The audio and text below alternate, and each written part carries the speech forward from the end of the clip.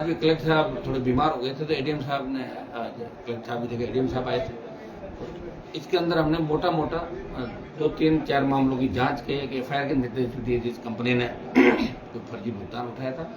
और हमारा मकसद ये नहीं कि हम वैसे दंडित इनको करें, निगम के लोगों को उनको समझाइश करें। तो मुख्य मकसद ये कि प्रत्येक व्यक्ति को राहत मिले। एक बिल ज्यादा आ गए जहाँ पे उनके बिल कम करने के लिए भी हम लिस्ट बनाकर दे रहे हैं और भी कम करें, निर्देशित किया।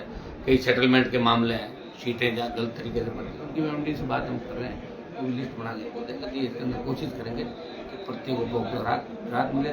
ट्रिपिंग जो बिजली के अंदर आ रही वो नहीं हो। अतिरिक्त जीएसएस बनाए, जो 132-220 के जीएसएस चल रहे, नागौर में 400 इसका जीएसएस, नागौर के अंदर 400 का जीएसएस नागौर के अंदर बनाए। इसके प्रस्ताव भी बना के 33 के लिए बजट घोषणा, उसके अतिरिक्त जो थे वो नए से जीएसएस बनाने के लिए कुछ में जमीन अलॉटमेंट के इशू थे तो कलेक्टर साहब ने तुरंत उसके आदेश भी कर दिए। कल परसों तक जमीन अलॉट होकर चली जाएगी। और हमारा मकसद ये रहेगा कि दीपावली जो आ रही है 31 अक्टूबर को, दीपावली से पहले हजारों वो वंचित आबादी, हजारों वो वंचित परिवार, पिछड़े परिवार या दूसरे परिवार जो बिजली की उम्मीद लगा के लंबे समय से बैठे, किसी भी सरकारी योजना बिजली नहीं आ रही, उनके अंदर बिजली आए। मैं एमपी लेड से भी खूब सारा पैसा इसके लिए दे रहा हूँ। सांसद को शुरू में विधायक सांसद को से समय समय पर बिजली के लिए मैं प्रयास करता था। बिजली, पानी, सड़क, स्कूल, स्वास्थ्य, ये हमारे प्रमुख मामले जिनमें सरकारों की भी मंशा ही रहती है कि ये व्यक्ति को बिजली, पानी, सड़क, शिक्षा, ये चीजें प्राथमिकता, तभी विकास होगा। और नागौर का विकास इसलिए नहीं हुआ, 1998-99 के बाद ही नागौर विकास के पथ पर चला। निश्चित रूप से नागौर के अंदर जिस तरह महाविद्यालय नए खुले, जिस तरह नागौर में सड़कें बनी दिल्ली के पैसे से, जिस तरह रेलवे स्टेशनों का सौंदर्यीकरण हो रहा है, जिस तरह दिल्ली की योजनाएं धरातल पर आ रही है, तो नागौर अब नागौर नहीं रहा, अब नागौर का डंका देश में बज रहा, प्रदेश के अंदर बज रहा। और निश्चित रूप से आज की जो मीटिंग रही वो सफल मीटिंग रही। और इसके अंदर जो निर्देशित लोगों को हमने किया, इन लोगों ने मुझे आश्वस्त किया कि जितने भी डिमांड भरे हुए, जितने भी हमारे पास चिन्हित गाड़ियाँ, हम 1 महीने के अंदर अंदर उनको दीपावली तक पूरा कर देंगे। ये विशेष रूप से निर्देश हमने दिए। कुछ पोल, कुछ लाइन शिफ्टिंग, कुछ जहाँ केबल लगानी हो, कुछ पुराने झूलते तार हैं, जो दुर्घटनाएं जितनी भी हुई, जहाँ 5-5 लाख रुपए मुआवजे नहीं दिए गए, कुछ जो उन्होंने रिजेक्ट कर दिए, उनको भी हमने रिव्यू किया कि प्रत्येक व्यक्ति को 5 लाख मुआवजा मिलना चाहिए। उसमें चाहे अपने को 19-20 बड़ा बिल रखना पड़े। कई बार एफआईआर लिखाते वक्त वो व्यक्ति इतना जानता नहीं, जब उसके परिवार में मौत हो जाती है तो गलत तथ्य लिखाते तो अपने को जांच करके उसको पैसा देना। ये मंशा हमारी होनी थी, गरीब व्यक्ति को राहत मिले। और एक जीएसएस पे ITI के बच्चे रहे, हर किसी को बिठा देते हैं, ठेकेदार पैसा बचा नहीं, वो जानते नहीं, इसलिए दुर्घटनाएं होती। तो हमने प्रयास यही किया कि नागौर जिले को दूसरी बैठक में डीसी की, डीडवाना के अंदर सीकर लूंगा, डीडवाना जिला हमारा अलग बन गया, तो वहाँ की डीसी कमेटी अलग है, उसका चेयरमैन भी मैं हूँ। हमारे जो MLA आज नहीं आए, मुझे बड़ा दुख हुआ कि यहाँ पे विधायकों ने हिस्सा नहीं लिया। विधायक कलेक्टर की बैठक में जाता है तो MP की बैठक में जाने से विधायकों को परहेज नहीं करना चाहिए।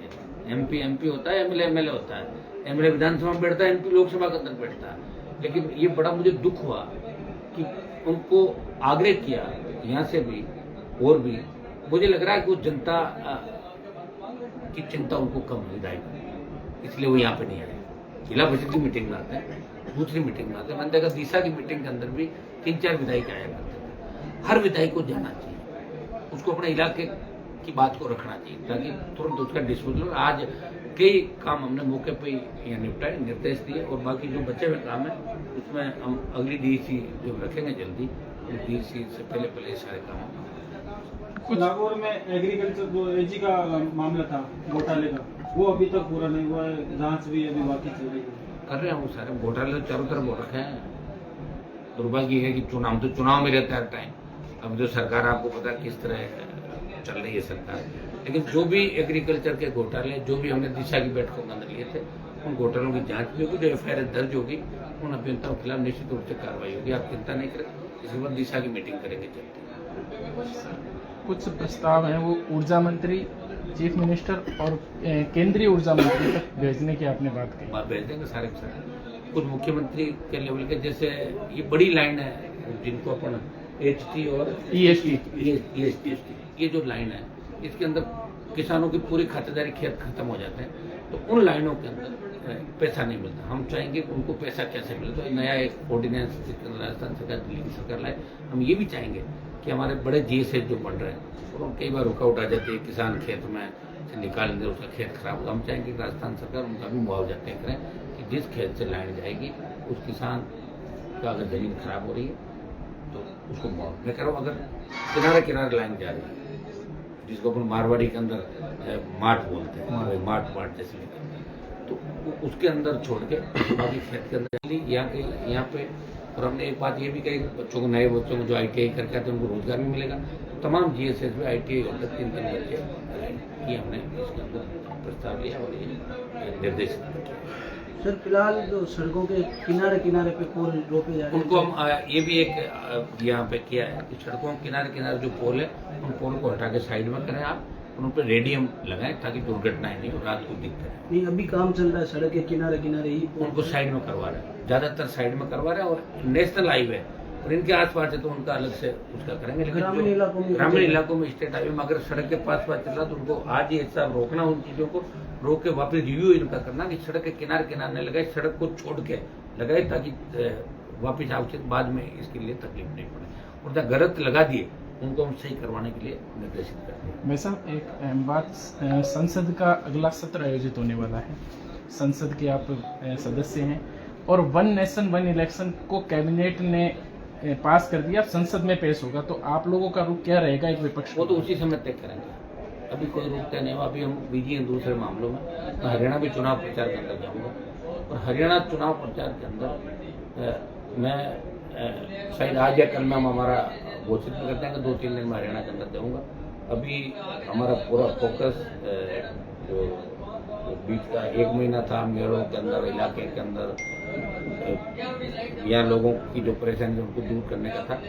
जब लोकसभा का सत्र होगा तो उसमें हम सब बैठ के लोग तय करेंगे, चुन में इंडिया अलायंस के अंदर तय करेंगे, उसमें मेरी सहमति रहेगी। तो अलग से कोई बात होगी मैं आपको बता दूँगा। तो सर हरियाणा चुनाव में क्या रुख रहेगा? हरियाणा चुनाव के अंदर मैं बीजेपी का विरोध करने जाऊंगा, लेकिन कुछ निर्दलीय और कुछ और मेरे दोस्त हैं उनकी मदद भी करूंगा, उनका प्रचार भी करूंगा हरियाणा। तो कुल मिला के ये कह सकते हैं कि आप इंडिया अलायंस के विरोध में जो बीजेपी, इंडिया अलायंस मेरा दिल्ली के अंदर भाई कितनी बार कह दिया, इंडिया अलायंस दिल्ली में है।